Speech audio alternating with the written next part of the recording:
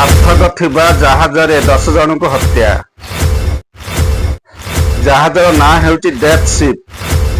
ଏହି କମ୍ପାନୀର ଜାହାଜରେ ଯିଏ ଯାଉଛି ସେ ଆଉ ଫେରୁନାହାନ୍ତି। ଜାହାଜରେ ଭିତରେ ହତ୍ୟା ଆଉ ଗାୟବ ଷଡ଼ଯନ୍ତ୍ର। କିଏ ହଜି ଯାଉଛି ତ ପୁଣି କିଏ ଜୀବନ ହାରି ଦେଉଛି। ସମୁଦ୍ର ମଝିରୁ ଉଭେଇ ଯାଉଛନ୍ତି ଜାହାଜର କ୍ରିଉ ମେମ୍ବର। ଭେଣ୍ଡିଆ ଯୁବକ ଏହି ଜାହାଜରୁ ଆଉ ଘରକୁ ଫେରୁନାହାନ୍ତି।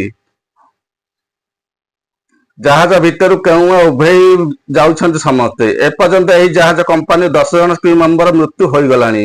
ଜାହାଜ କମ୍ପାନୀ ପାଖରେ କିନ୍ତୁ କାହାରି ମୃତ୍ୟୁର ସଠିକ୍ ଉତ୍ତର ନାହିଁ। ହଁ ଆଜ୍ଞା, ଜାହାଜ ପରିଚାଳନା କମ୍ପାନୀର ନାଁ ହେଉଛି ଆଙ୍ଗ୍ଲୋ ଇଷ୍ଟର୍ନ।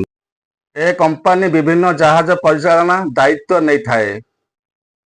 ଏହି କମ୍ପାନୀ ଅଧୀନରେ ରହିଛି ଶହ ଶହ ଜାହାଜ। କିନ୍ତୁ ଅଭିଯୋଗର ଲାଇନ ବି ପୁରା ଲମ୍ବା ଅଭିଯୋଗ ରହିଛି। ଏହି କମ୍ପାନୀର ଜାହାଜରେ ଯିଏ ଯାଏ ତାଙ୍କୁ ମାରି ଦିଆଯାଏ। ସେମିତି କିଛି ସାର୍ଥକ ସହ ହୋଇଥାଏ ପରେ ବୋଲି ସନ୍ଦେହ କରାଯାଉଛି।